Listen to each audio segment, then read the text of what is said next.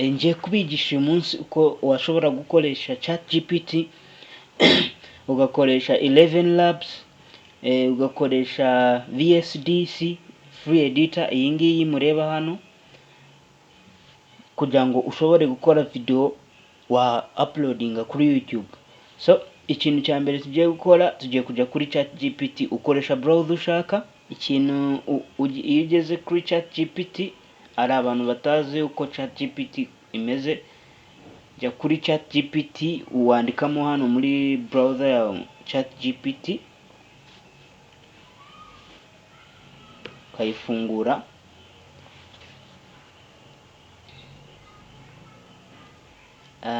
Iyo umaze kuyifungura urayibona, dore ngiyi niyo iri hejuru hano. Urayifunguye. So tugiye gukora video. Hari umugabo wo muri Maine muri US wakoze district iwabo yamuteye fine ya dollars 20,000. So ibyo 20,000 we abibaha mu ma coins, mu bikeri. So iyo niyo story tugiye gukoraho video ya YouTube. So ugomba kuba ufite role. Role ni uburyo nyine, role ni akazi ukora. Iyo ugiye gushyira igitekerezo muri ChatGPT ugomba kuba ufite role kugira ngo ushyiremo igitekerezo. Role ni iki? Uraza kuba ukora nkande. Acting as eka tuvuge YouTube script writer. Ubwo iyo ni role. Role ni script writer. Akazi noneho, write an engaging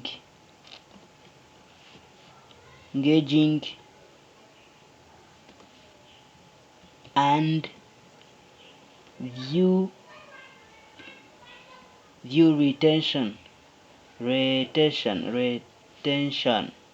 retention script. Ubwo ako ni akazi.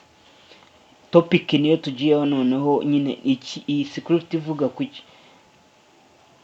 For a man who was fined $20,000 in Maine and he paid it in coins. Niba tumaze kubishyira aho ngaho, ikindi gikurikiraho ni ukuyereka ibyo ukeneye, uko ubikeneye mbese. Reka tuvuge ngo in 10 minutes narration read. Noneho ikindi washamo kugira ngo ibe engaging, make it optimized for ready to copy and paste in 11 Labs. You don't want to edit it. Mbese kugira ngo ubone ibintu biri fine, biri good, ntabwo utegereza ngo, ntabwo ufata ibyo baguhaye gusa, urongera ukabisomamo ukareba. So here bahise baduha iya real life. A man in Palermo, Maine was hit with $2,000 fine for violating zone rules. So iyi niyo baduhaye. So urabona hano harimo time stamps. So ibyo nubishyira muri 11 Labs ntabwo iri buguhe, iraguha harimo izi time stamps. So kugira ngo zikuremo uraza kuvuga ngo extract only narrations ready to copy and paste in 11 Labs. Cyangwa se ukavuga YouTube, kuko na YouTube iyo ugiye gushyiramo subtitles ntabwo urabikoresha. Ibyo baguhaye, iyi niyo story tugiye gukora. Dushizemo na mbese kugira ngo turi kuyiperfectinga mbese. Na za pause turi kuzishyiramo ibi ngibi byose ugomba kubireba mbese ukayikora uburyo uyishakamo. So ikintu ugomba kumenya, ChatGPT ni nk'umuntu. So iyo ikintu cyose ushaka ugomba kugishyiramo kugira ngo igikore nyine uyikibwire.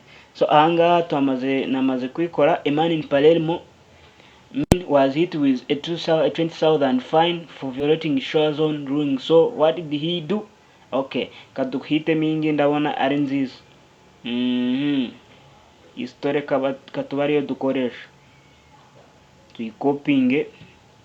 Aha, tugiye gushaka 11 labs, niyo tugiyemo. Tujye muri 11 labs.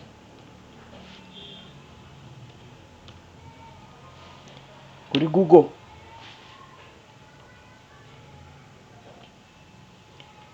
site tujyayo.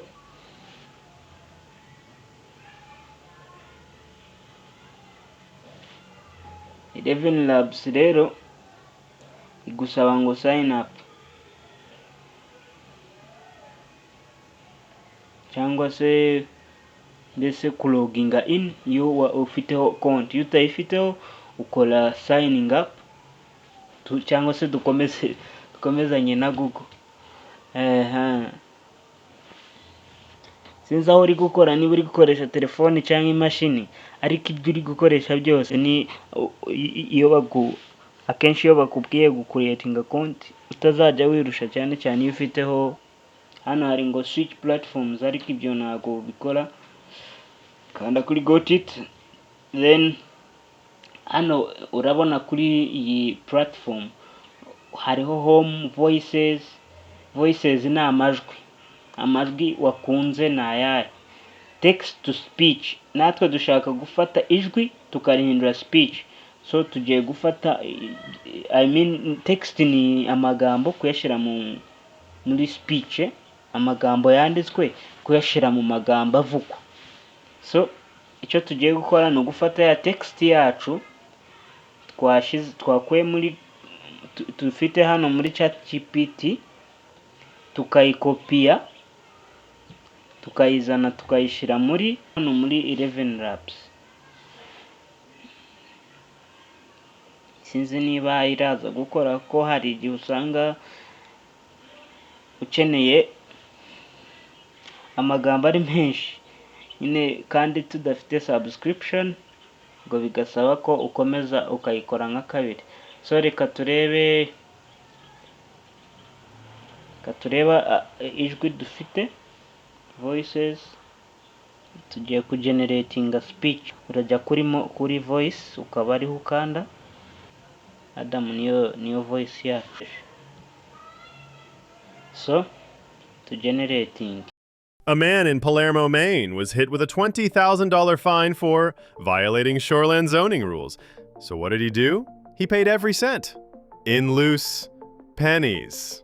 That's right, $20,000 worth of coins, over 12,000 pounds of pennies, and he dropped them at the town office. Let's unpack how this legal tender rebellion unfolded and why it's impossible to look away. Yeah, niyo ngiyo kabisa, ikatukoresha iyo. Numva ibyo bihagije. So ugiye kujya kuri download, kanda hano kuri download. Ngiye kuri downloading hano muri Chateau Merlin, downloadinzemo. So ikintu ngiye gukora so hano aho tugeze rero ni ibintu bikenewe cyane mu buryo utabizi wewe, niba utabizi kam ahantu tugiye kujya kuri VSD.